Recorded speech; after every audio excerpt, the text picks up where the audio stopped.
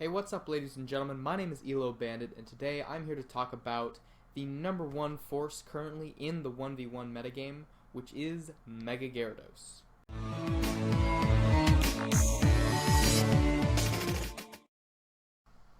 Alright, so let's go ahead and get into it. This EV spread right here is the number one best spread that you can use if you want to use Mega Gyarados in 1v1. The HP and defense let you tank 2 Scarfed Kyurem B Fusion Bolts, which is absolutely huge because that means that you can always KO back with 2 Outrages. Outrage is always a 2-hit KO, even against Habenberry Kyurem Black. So this spread lets you beat Kyurem Black unless it's Adamant or Banded. And the HP and special defense let you always tank 2 Charizard Y Solar Beams in your non-Mega form, which lets you, of course, Waterfall twice and then beat it. It's also got 100 speed EVs so that it always outspeeds non-Scarf Garchomp after 1 Dragon Dance. And all of the rest of the EVs are poured into attack, and it's given an adamant nature so it hits as hard as possible. The moves are pretty self-explanatory. It's DD plus 3 attacks, so Dragon Dance is going to be generally the most important move a Gyarados can have because it lets you set up on stuff, boost your attack, boost your speed. Waterfall and Crunch are basically your 2 main stabs. I'd say that Waterfall is more important, but Crunch is definitely also a viable option. And then Outrage is super important. It's 120 base power, doesn't get stab, but it hits all of the dragons that run around 1v1, so super useful coverage here with Outrage. You also have some other options. You have Earthquake as an offensive option. I don't think it's as important as stuff like Waterfall or Outrage, but it still can work. It can hit Steel type, stuff like that. Bounce is interesting because you actually get stab on it in your non-Mega form and offers some interesting coverage if you need flying coverage on your team. Taunt, the DD, Taunt, and 2 attack set is actually very strong. I don't personally think that it's as good as the DD plus 3 attacks, but Taunt sets can definitely work, can shut down some defensive threats, shut down stuff like Subseeders and stuff that wants to set up on you. And then Rest also helps you beat status users mostly. A lot of weaker Pokemon that can't 3-hit KO you, just stuff like that. Keep in mind that you do have Intimidate, and you're always going to be dropping your opponent's attack stat, so they're going to be doing not a whole lot of damage to you. That's why we see bulky spreads. Generally, Rest is used with a bulky spread. This here is not bulky. This is the pretty standard max attack, max speed. You can run Jolly or Adamant here. This is the set that most Gyarados use, but I don't think it's as good as bulky Gyarados. Specifically the one that I showed previously, this one here. We also sometimes see stuff like max HP, max attack, or max HP with defensive investment adamant, sometimes with speed creep, stuff like that. There's a lot of different Gyarados sets that work, but I think this one right here is the best. If you didn't think that Mega Gyarados was over-centralizing before, take a look at just all of the things that it beats, because it's actually kind of ridiculous. It gets past sturdy Pokemon like Crustle, it gets through multi-scales, it can tank hits from Kyurem B, it can Dragon Dance up and break through Deoxys defense, it can take a hit from Greninja, it can Dragon Dance up and outspeed Garchomp, it can crunch Slowbro and Meloetta, Mold Breaker ignores Disguise, it can get through Necrozma's Filter or whatever it's called that reduces super effective damage, it can crunch Age Slash, it can crunch Mega Gengar, it can ignore Rhyperior's defensive ability and just one-shot it with Waterfall. It destroys Victini. It has a really great odds against Togekiss because it just gets 1 Dragon Dance and then outspeeds, doesn't have to worry about flinches. Otherwise, it's like a 5-hit KO or something on Togekiss's end. Again, Mold Breaker's getting through Sturdy on both regular and Alolan Golem, and it gets through Volcanion's Water Absorb, gets past Aaron's Sturdy, breaks shields down, opposite shields up, whatever the hell it's called. Donphan Sturdy. It destroys Nihilego. It tanks 1,000 hits from Jirachi, KOs back with Crunch, and Heatran barely even exists against this thing. Mega Gyarados beats just so many things, and it's such a good and reliable Pokemon to use in 1v1. You can practically stick this thing on a team, just any team, and you can kill basically everything with it. So now let's look at some of the things that Mega Gyarados loses to. First of all, Bandit Kartana can 2-hit KO with Leaf Blade and tank any of its hits comfortably. Hyper Cutter Mega Pincer doesn't take the attack drop from Intimidate and can OHKO with Giga Impact. Close Combat, of course, works even better if Mega Gyarados chooses to Mega Evolve. Mega Gyarados can generally take a hit and then immediately KO with Flare Cannon. Porygon Z can 2-hit KO with either Thunderbolt or Uproar, and he can generally take a hit from Mega Gyarados depending on his EV spread. Tapu Koko, of course, just clicks Gigavolt Havoc and wins. Magnezone. So there's a couple Magnezone sets that work. I put a little air balloon there because Air Balloon Electro Web Magnezone is the #1 best Magnezone if you want to beat Mega Gyarados.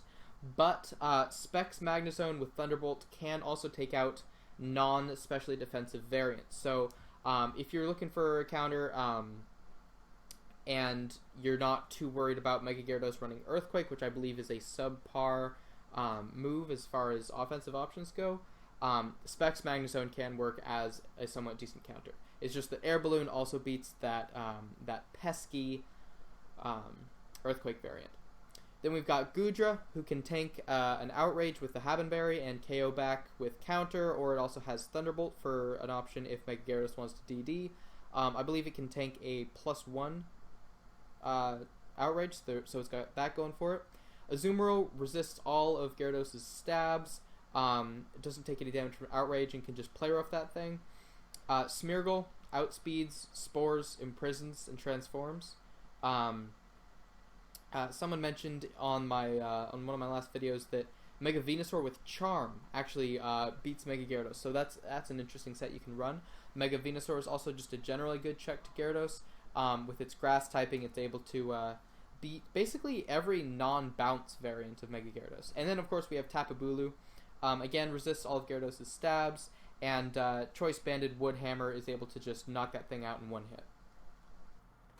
And now, the Pokemon that Mega Gyarados can go either way with. So first of all is other Mega Gyarados. Generally, the one with the best speed creep wins. The one with the best knowledge of how many times you're supposed to Dragon Dance. Generally 2, before you can 2-hit KO your opponent. The one with Taunt generally has some sort of advantage. The one with Outrage generally has some sort of advantage.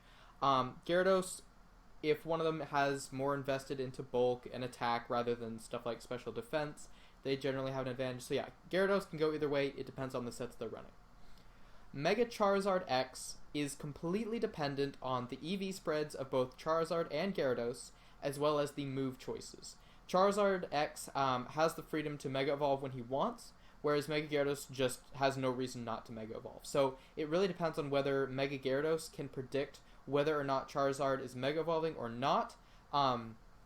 Even if he gets Will-O-Wisp, if he predicts correctly, he can Outrage or Waterfall depending on what type of Charizard he is against.